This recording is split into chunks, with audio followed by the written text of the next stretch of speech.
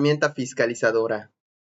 Desde hace unos años, algunas personas proyectaban la desaparición de las declaraciones informativas, tal como la declaración informativa de operaciones con terceros o la informativa de subsidio al empleo, por citar algunos ejemplos. Todo esto gracias a la inmediatez de la información contenida en los CFDI. Gracias a las mejoras en las versiones de los comprobantes fiscales, la autoridad puede conocer a mayor velocidad información que considera necesaria para cotejar con las declaraciones presentadas y pagadas. De esa manera, puede dirigir sus facultades de gestión y de comprobación apoyada en sus bases de datos. Por ejemplo, la causación o retención de algunas contribuciones. Por tal razón, se especulaba desde hace un tiempo la desaparición de estas obligaciones. Pero, con este preámbulo podemos cuestionar lo siguiente.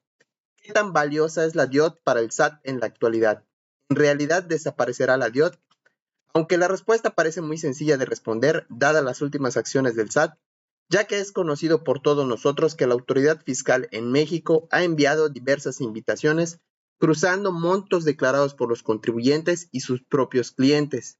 En dichas invitaciones, la autoridad indica que el importe por los actos o actividades grabados que se asentaron en las declaraciones en materia de IVA contra el importe de los actos o actividades reportados por los propios clientes en la DIOT y que se identifican diferencias.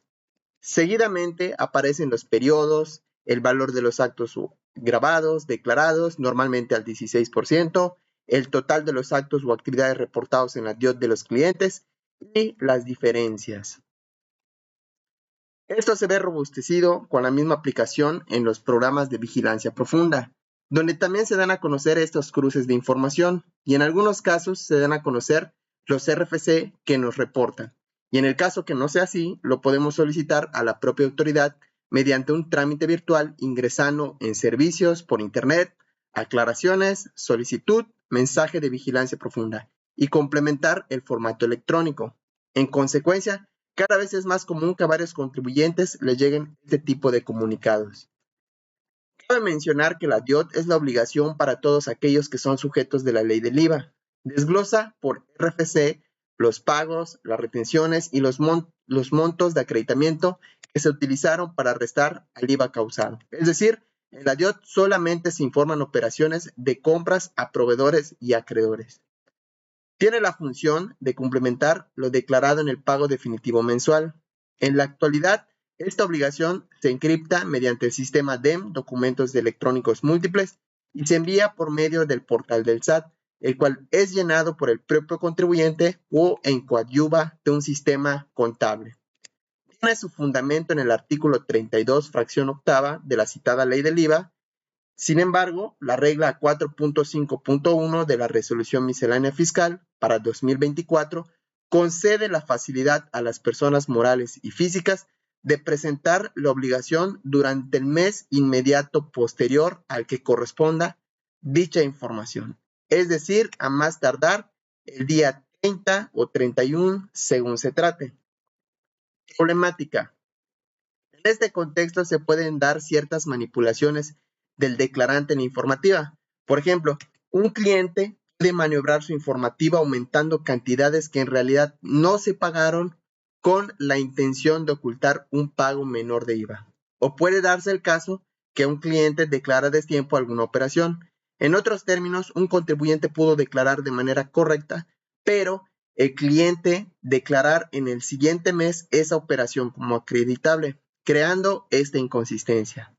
En algunos contribuyentes es fácil identificar porque son pocas operaciones.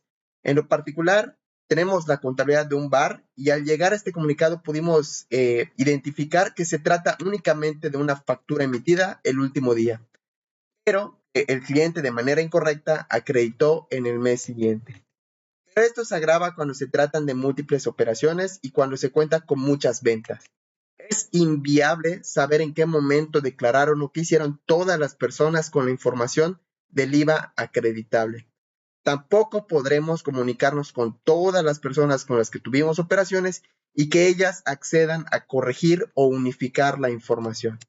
Entonces, ¿qué hacer con estos comunicados cuando los recibimos? Está de más aseverar que tendremos que revisar la información de nuestros actos cobrados en esos periodos. No necesariamente va a coincidir con los CFDI de tipo ingreso con método de pago, PUE más los complementos de pago. Si detectamos que hubo una omisión por parte del contribuyente, entonces se debe proceder a pagar la diferencia para subsanar esta irregularidad.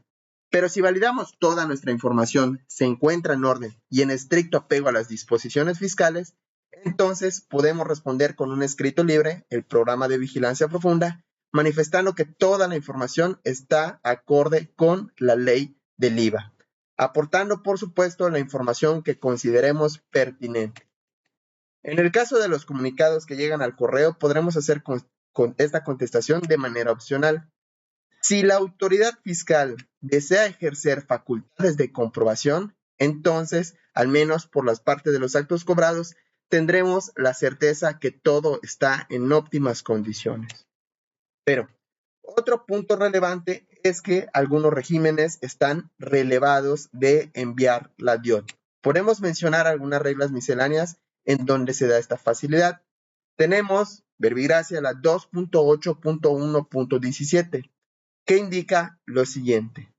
Las personas físicas que tributen conforme al régimen de actividad empresarial y servicios profesionales, el de arrendamiento o el de plataformas tecnológicas y cuyos ingresos totales del ejercicio inmediato anterior no hubieran excedido de 4 millones de pesos, quedarán relevados de cumplir con las siguientes obligaciones y en su fracción segunda los releva de presentar la información de operaciones con terceros, la DIOT.